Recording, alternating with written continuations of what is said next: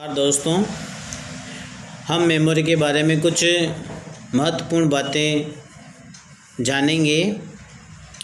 जिस प्रकार से मानव को याद करने के लिए मस्तिष्क की आवश्यकता होती है, उसे मेमोरी कहते हैं।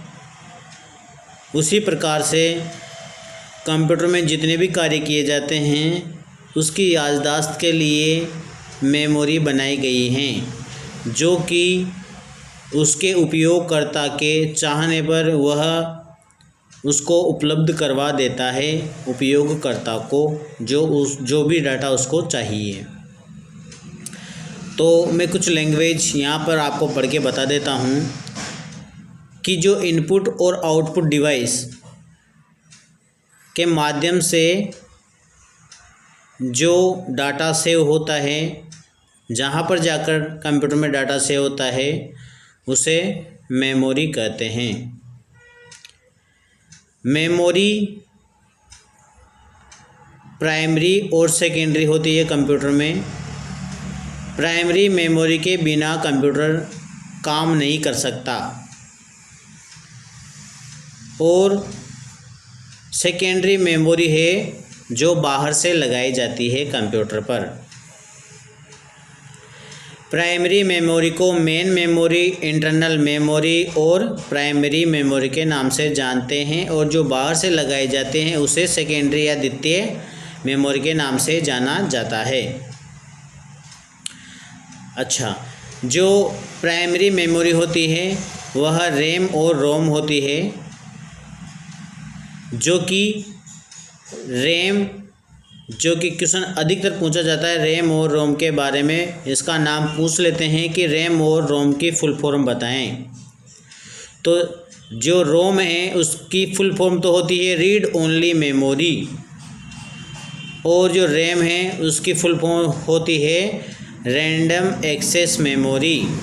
जो रैम है वह अस्थायी है, यानी लाइट जाने के बाद जो रैम का डाटा है वह उड़ जाता है, और रोम है जो स्थायी है, लाइट जाने के बाद भी डाटा उसमें सेव हो जाता है, और लाइट के आने के बाद वह ऑलरेडी बता देता है कि आप इस पेज पर काम कर रहे थे।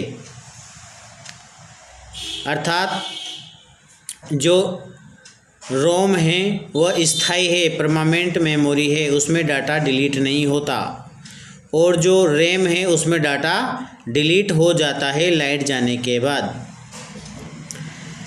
और जो मेमोरी है वह कंप्यूटर पर 0 और 1 जो बिट है उस पर डाटा ग्रहण करती है।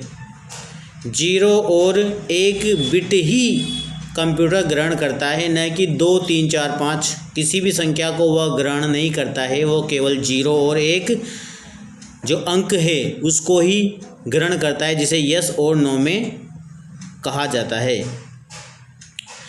जो बिट की जो संख्या होती है, जैसे हम किलोबाइट, मेगाबाइट इसके नाम से जाना जाता है, उसमें क्या होता है कि जो ये मेमोरी है वो किस प्रकार से बनती है।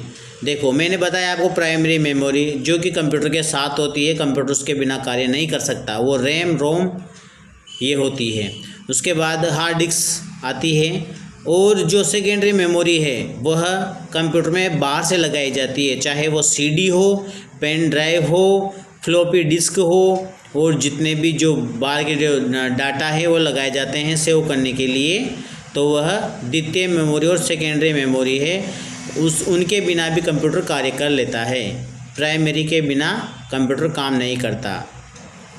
अच्छा, बात यहाँ आ जाती है कि जो 0 और 1 बिट है, अगर वह 0 और 1 बिट मिलकर जो 8 संख्या बन जाती है, 01 01 01, इस प्रकार से अगर 8 संख्या बन जाती है तो 1 बाइट का निर्माण हो जाता है। और 1024, ये कन्फर्म ध्यान रखना है कि जब भी कोई जो बड़ी बाइट बनेगी वह 1024 बाइट के ऊपर होने के बाद ही बनेगी। जिस प्रकार से 1 बाइट में 8 बिट होते हैं और 1024 बाइट यदि बन जाते हैं तो 1 किलो बाइट का निर्माण होता है। और 1024 किलोबाइट बन जाता है। तो 1 मेगाबाइट जिसे हम एमबी बोलते हैं उसका निर्माण होता है। और 1024 एमबी का जब निर्माण कंप्लीट हो जाता है तो 1 गीगाबाइट बन जाता है। और 1024 गीगाबाइट यदि बन जाता है तो वह 1 टेराबाइट का निर्माण या रूप ले लेती है, जो कि बहुत बड़ा होता है। अब हम देखते हैं कि जो किलोबाइट है वो उसमें किस प्रकार से, जैसे आप किसी फ़ोटो को लोगे तो उसमें 780 किलोबाइट देखना, आप फ़ोटो खींचने के बाद उसमें किलोबाइट या मेगाबाइट में आपको उसकी मेमोरी बताएगा कि जो ये आपका फ़ोटो है इसकी साइज़ ये है। यह प्रॉपर्टी पे जाके चेक करना। और किलोबाइट और मेगाबाइट के मध्य जो 1 किलोबाइट से लेकर 1 एमबी तक जितने भी फ़ोटो आते हैं, वो जितना एमबी ज़्यादा होगा उतना क्वालिटी का फ़ोटो साफ़ होगा।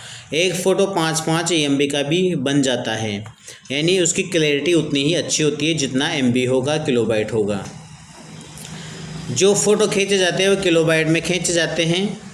और जो गाने बनाए जाते हैं म्यूजिक वाले वह, और वीडियो जो बनाए जाते हैं वह एमबी में होते हैं। और जो मूवी होती है जिसमें टाइम ज़्यादा होता है वह जीबी में होती है। और इससे बड़ा अगर मान लो कोई प्रोजेक्ट चलता है तो वह टीबी में होता है, यानी उसकी साइज़ उतनी बड़ी होती है जिसकी ज़्यादा, और जो मतलब जो बाहर से जो मेमोरी लगाई जाती है उसकी क्षमता अधिक से अधिक बढ़ाई जा सकती है। तो इस प्रकार से मेमोरी का निर्माण होता है।